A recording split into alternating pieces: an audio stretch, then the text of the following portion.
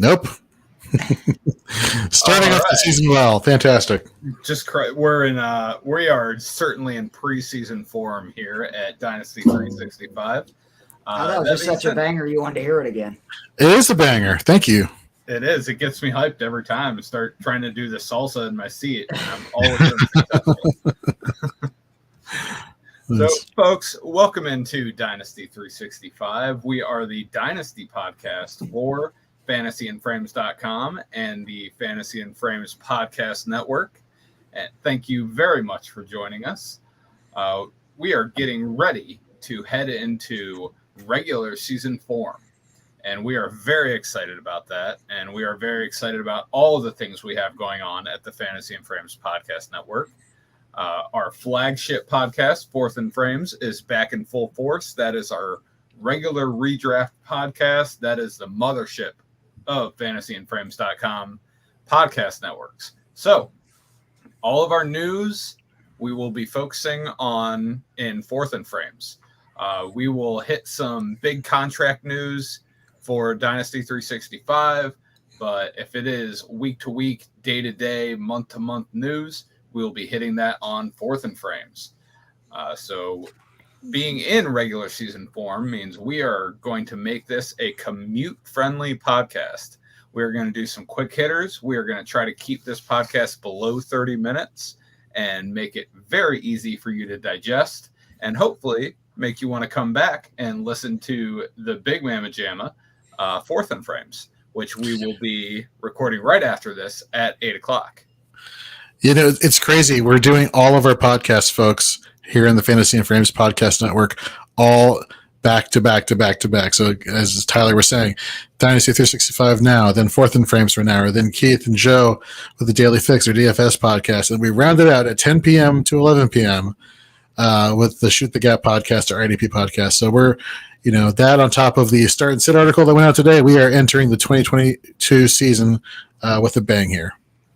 Yes, and that, folks, since I did not introduce anyone or myself, was my co-host, Jorge Edwards, and I am Tyler Heil, and joining us is the host of the Daily Fix podcast for Fantasy and Frames, is Keith Fleming. Keith, how you doing, man? Good to have you Let's go, man. I'm ready, dude. I am so fired up about the podcast tonight. Thanks for having me on this one, and I'm ready for season start. Let's do this. Absolutely. Always good to have you. So what we are going to be hitting tonight is players that will or can take the jump in the 2022 season to the 2023 season. So the basic outline for that was players that we have ranked outside of our top 12 that have a possibility of jumping in or near the top 5 at their position in dynasty value. And you got to remember, those are some very, very valuable players. So we're trying to call out the guys before they make the jump so you can try to focus on them when you head into this season and buy.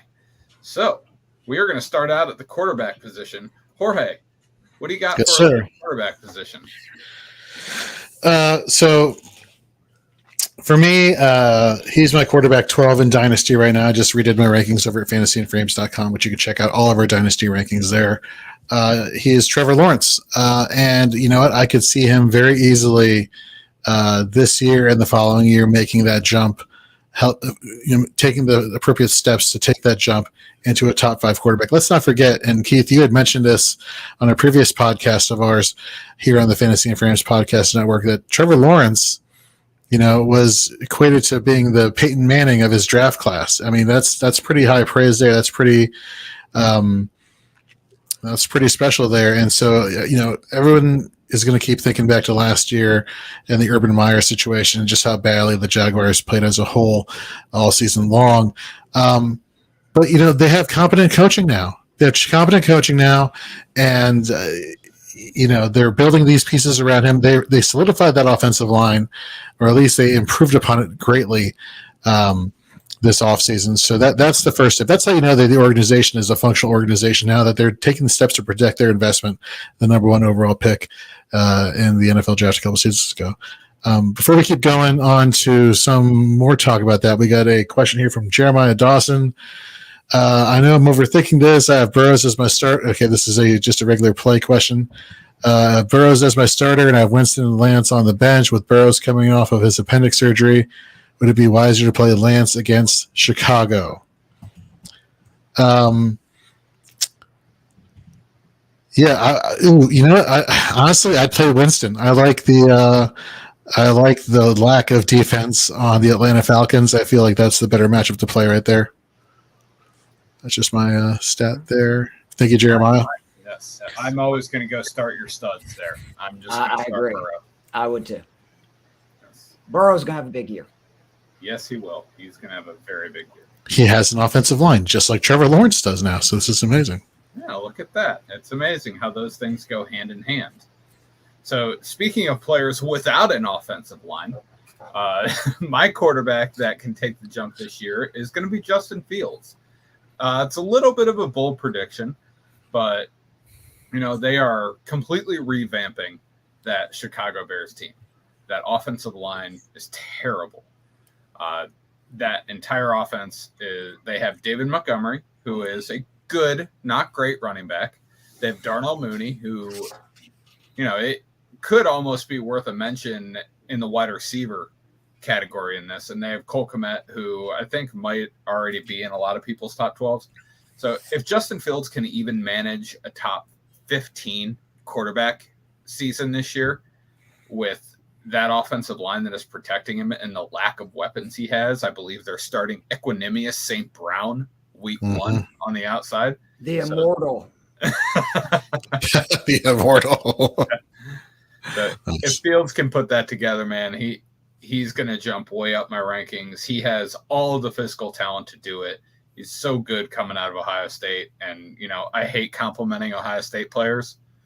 And Fields is very impressive. So that is my guy. Just consider him a dog. We had him first anyway. All right. Was he a Bulldog? Did he really go to Georgia? Yeah, for his first year. And then he transferred because Kirby Smart thought Jake Fromm was better. Thanks, Kirby. Obviously.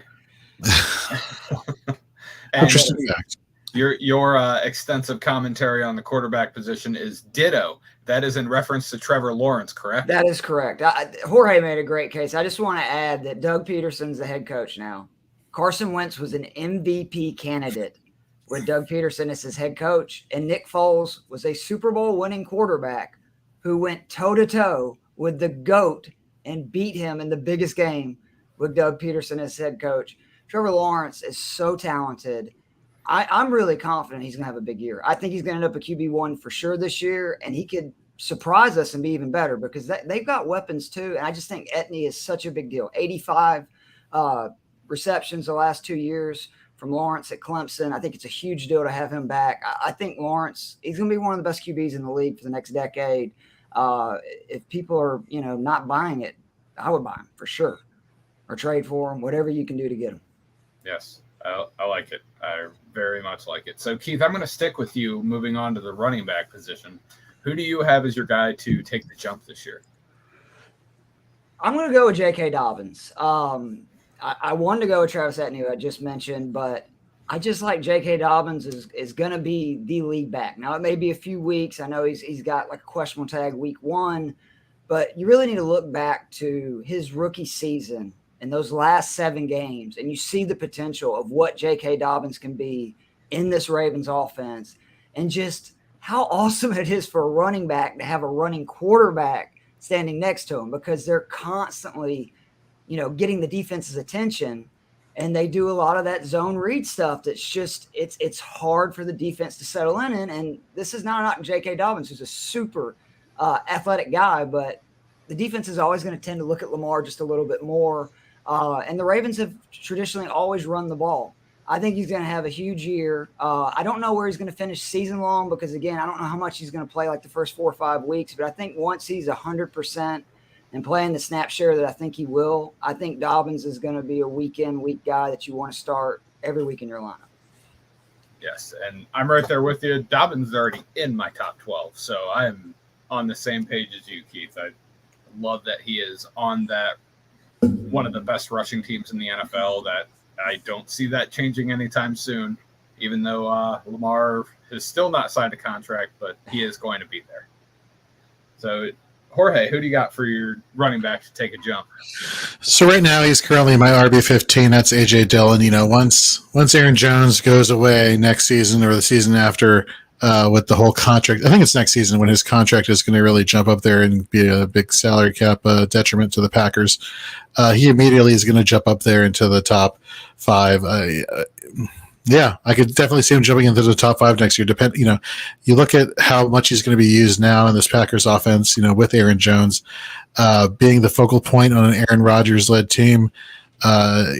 Sign me up with that offensive line and with, like I said, with Aaron Rodgers and the LaFleur coaching tree of Shanahan, being a run-heavy head coach there. Just all the signs are pointing to A.J. Dillon just jumping into the top 5 next year. For Dynasty. Yes, I love AJ Dillon. He's going to be great this year. So my guy that I'm going to pick is Elijah Mitchell. He is another guy that, he might not be someone that you're going to smash, but he has all the potential in the world. He is right now the number 1 running back, regardless of a 3rd-round pick being spent on Tyrion Davis-Price for Kyle Shanahan and San Francisco 49ers. He is exactly what Kyle Shanahan wants in a running back. He's not this massive, bulky guy. He has serious speed. He ran a 4.35 at his pro day. And the one thing that he was not allowed to do last year too much was catch the ball. And there is a chance that he could take over some of that pass catching work out of the San Francisco backfield. He's capable of it. He caught passes in college. He scored receiving touchdowns in college at the University of Louisiana. So I liked Elijah Mitchell coming out last year. I spent a 3rd-round pick on him everywhere I could get him. So it could be a hit-or-miss prospect, but I really like Elijah Mitchell going into this year. Well, for my sake, for all the investment I have in Mitchell this year, I hope you're right. All right. We are going to go ahead and move on to wide receiver. And this one, I'm going to start. And it kind of feels like cheating, but I'm going to take Terry McLaurin. I don't think he is in much of anyone's top 12 wide receivers in Dynasty. And this guy has had an absolute murderer's row of garbage quarterbacks throwing him the ball for his entire career. And I'm not. Yeah. And Jorge. He's not wrong. He's not wrong. I mean, come on. No, I know. That's what I'm saying. I'm sorry. I went and looked at it. I was like, oh my God, that's who he's had thrown to him. It's been bad. And you know what? Say what you will about Carson Wentz. I know I have, but the upgrade from Taylor Heineke and Kyle Allen to Dwayne Haskins, yes, to a real professional NFL quarterback in Carson Wentz that can actually push the ball down the field and has the arm to do so, and is going to unlock probably the best portion of Terry McLaurin's game. You're going to see that dude absolutely go off this year. He's my number 10 wide receiver in redraft, and I can't see why I'm not going to have him higher in Dynasty. If you can still buy him, I would be going out and trying to acquire Terry McLaurin shares with that Carson Wentz pairing. How do you feel about that, Jorge? I love it. I love it. He's currently my wide receiver 11 in Dynasty. So just inside that top 12. My concern here with McLaurin is, while Carson Wentz is a great upgrade, he is an upgrade from the quarterbacks he's had in previous seasons. Is he the long-term answer? And if he's not the long-term answer, if they bring in somebody else, is that person going to have that same chemistry, that elite chemistry with a quarterback with McLaurin? So it's I'm a little concerned there, but does he have the talent to do so? Absolutely. I just, if who knows? Maybe Washington has found the quarterback they want for the future, and if that's the case, then his name's Sam Howell. See, there you go. That's exactly right. But we'll find out. But for making the jump into the top 5 this year with Carson Wentz pushing the ball down the field like you were just saying, I could see it. I could see it if not this year, and if it stays consistent, stays steady into next year, definitely the year after. Yes, and I don't see why Carson Wentz wouldn't be there for at least the next 3 years. They're going to win too many games to have a shot at a guy like C.J. Stroud or Bryce Young.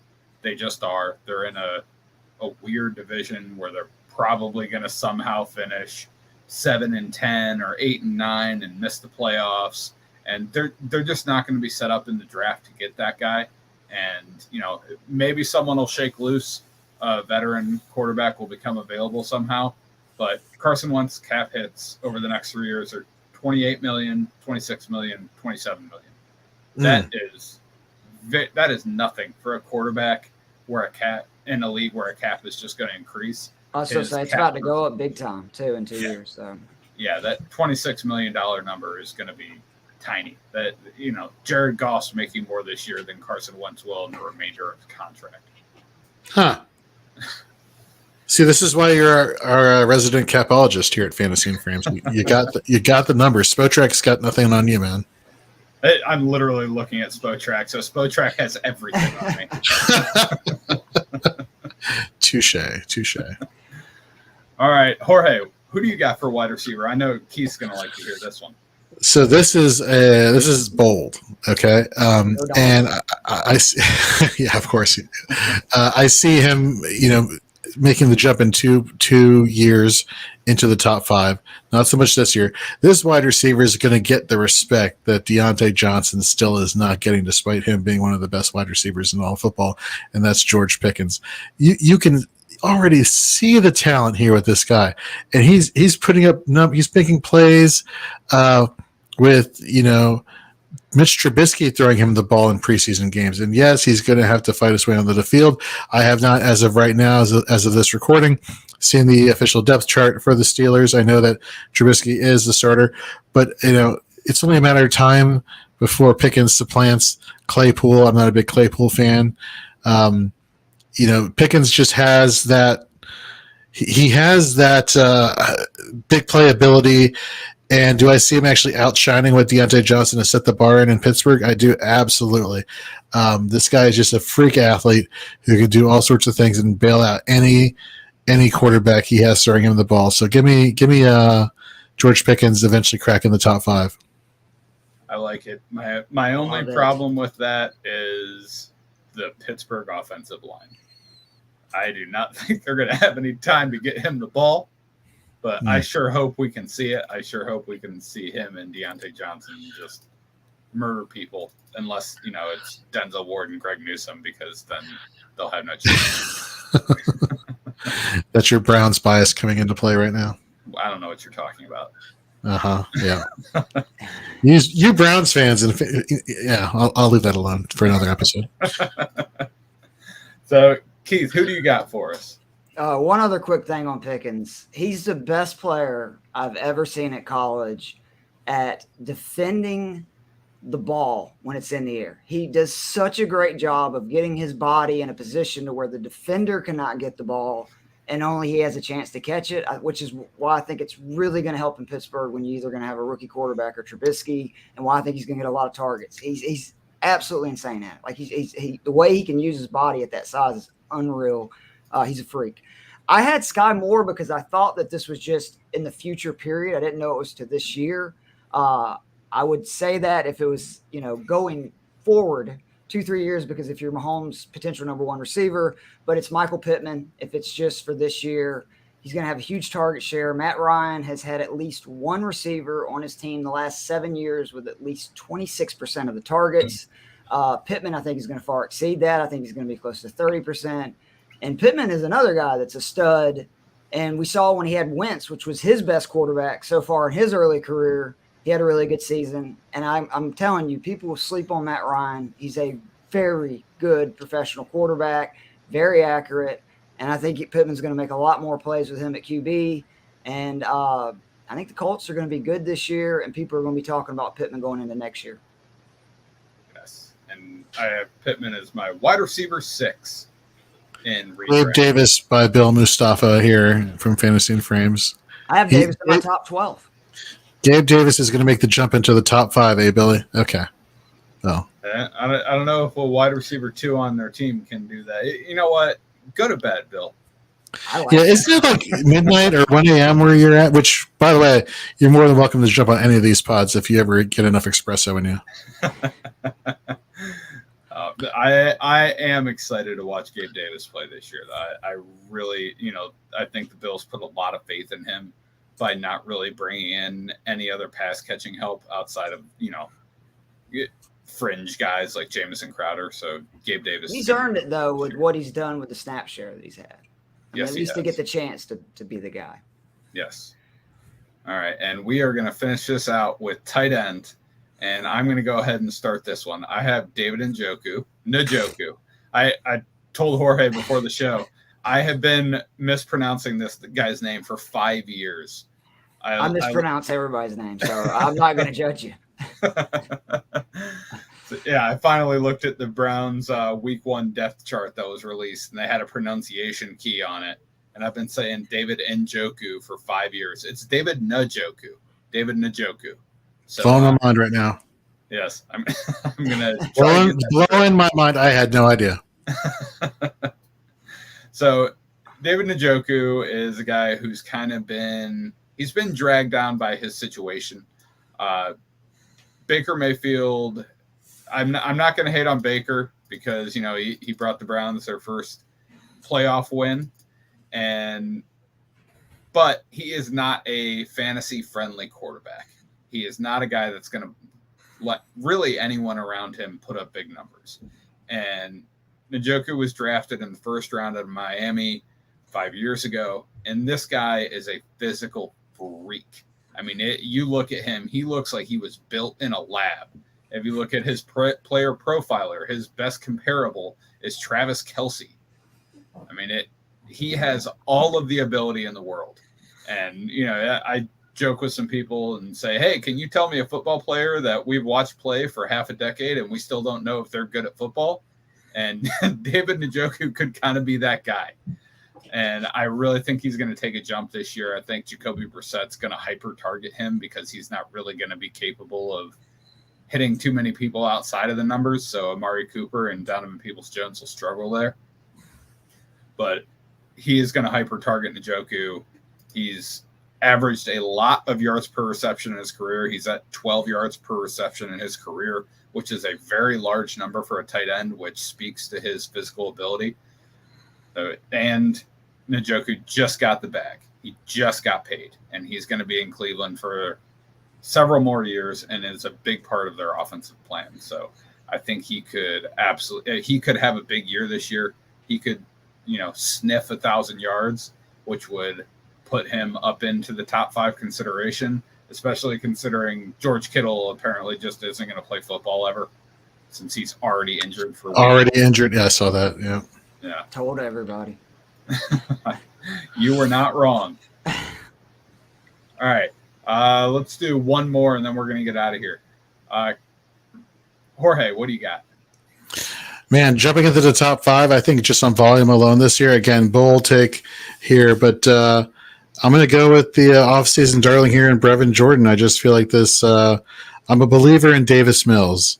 I feel like this offense has the potential to do something special. They found a gem in Dameon Pierce at running back.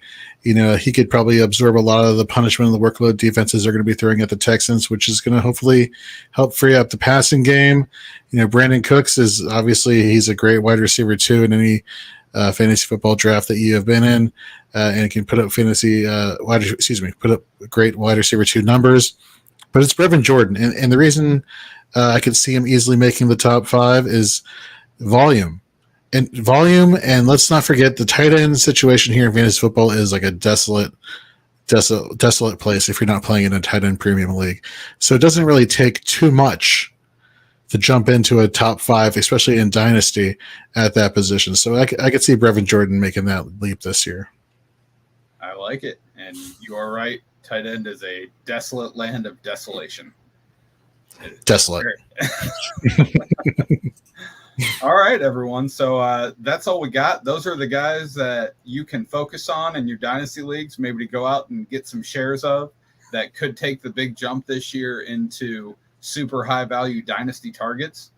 So make sure you stay glued to the Fantasy and Frames feed on YouTube, Twitter, and Facebook, as we are going to jump into Fourth and Frames next. So thank you for listening. And please, if you have not, please subscribe on Spotify. Please follow us on Apple Podcasts. And if you enjoyed the show, please leave us a review and give us a 5-star rating, because that would help us out quite a bit. So stick around, and thank you everyone for listening.